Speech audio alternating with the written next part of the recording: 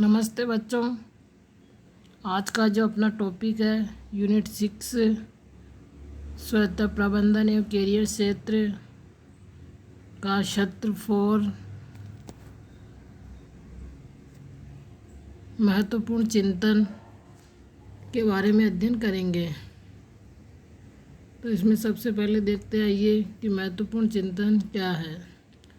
तो इस सत्र में आप महत्वपूर्ण चिंतन की संकल्पना के विषय में अध्ययन करेंगे और यह आपके कार्यों के विश्लेषण तथा आपकी विश्लेषण क्षमता में वृद्धि के लिए सहायक हो सकता है। यानी कि मतलब जो भी अपन कार्य करते हैं उसका परीक्षण करने के लिए तथा उसकी जो परीक्षण की क्षमता में वृद्धि के लिए सहायक हो सकता है। फिर नेक्स्ट है महत्वपूर्ण चिंतन करना अथवा किस पर विश्वास करना। इसके विषय में स्पष्ट एवं विवेकपूर्ण ढंग से सोचने की क्षमता है, जिसमें स्वतंत्र चिंतन की क्षमता भी शामिल होती है। महत्वपूर्ण चिंतन से अपन को यह पता चलता है कि अपन को किस व्यक्ति पर विश्वास करना है और किस पर नहीं विश्वास करना है, और यह हमें स्पष्ट एवं विवेकपूर्ण ढंग से सोचने की क्षमता बताता है, जिसमें स्वतंत्र चिंतन की क्षमता भी शामिल होती है।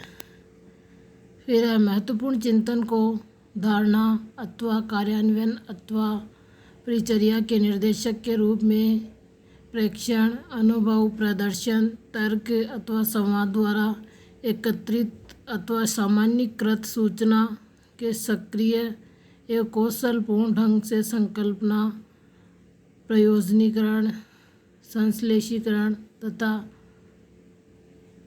या अथवा मूल्यांकन के बौद्धिक रूप से अनुशासित प्रक्रिया के रूप में भी परिभाषित किया जा सकता है।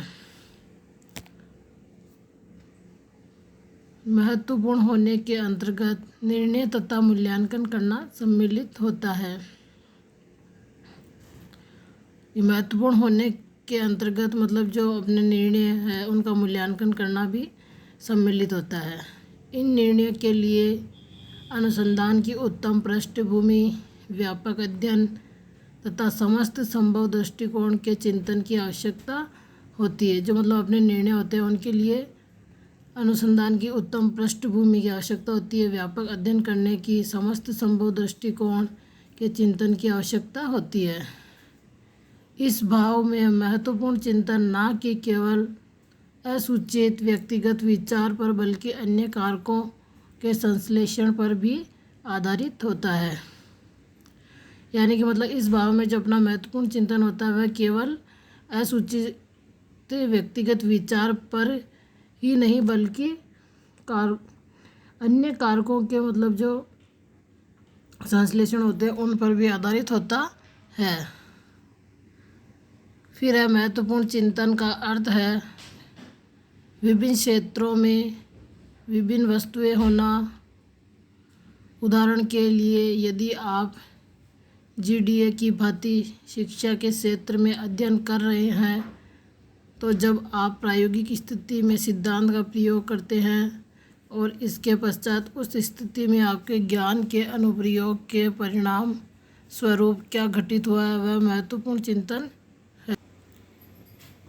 तो इसमें महत्वपूर्ण चिंतन का क्या अर्थ हुआ कि जो विभिन्न क्षेत्रों में विभिन्न वस्तुओं का होना।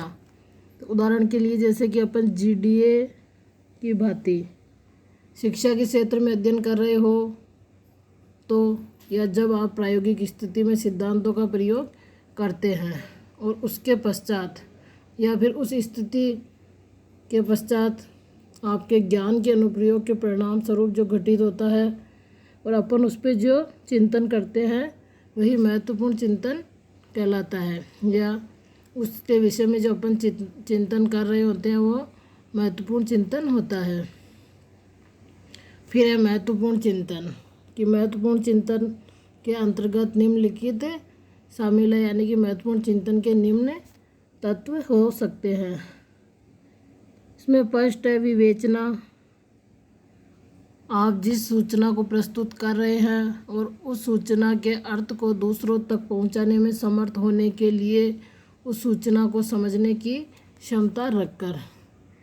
कि अपन जो भी सूचना अगर किसी के समक्ष प्रस्तुत करते हैं तो उस सूचना के अर्थ को दूसरों तक पहुंचाने में समर्थ होने के लिए उस सूचना को पहले अपन को खुद को समझने की क्षमता होनी चाहिए और अपन खुद उसको पहले समझकर ही दूसरों के समक्ष प्रस्तुत करने की प्रक्रिया ही विवेचना कहलाती है।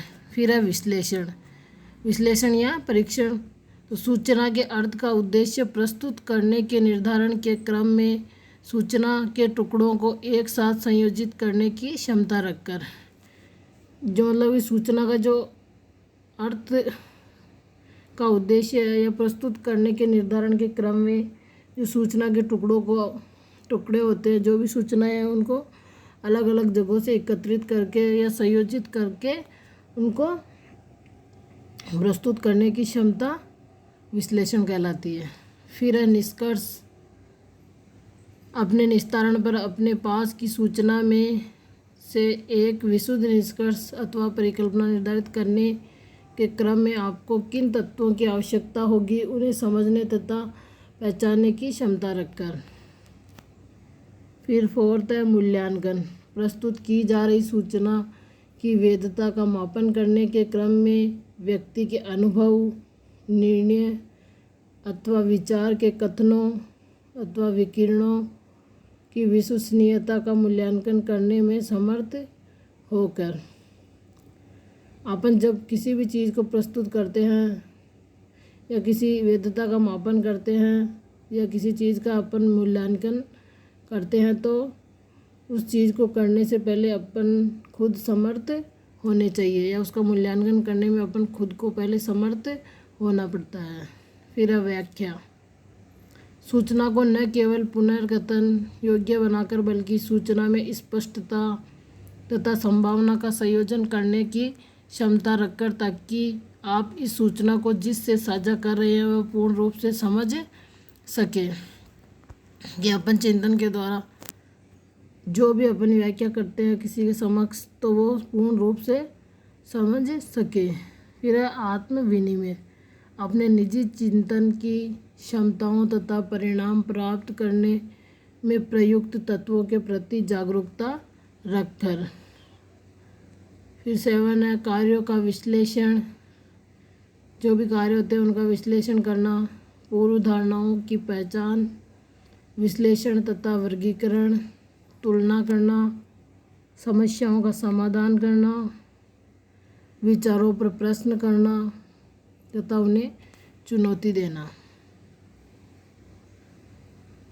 फिर है तथ्यों का प्रेक्षण तथा परिकल्पनाओं एवं पूर्ण धारणाओं से उनकी तुलना करना, साक्ष्य के स्रोत एवं विश्वसनीयता की वैधता का निर्णय, विचार, तर्क निर्माण, विचारों, पाठ्य सामग्रियों, सिद्धांतों व अनुशासनों के मध्य संबंध स्थापन करना, मूल्यांकन करना एवं उदाहरण, निष्कर्ष निकालना एवं सामान्यीकरण करना।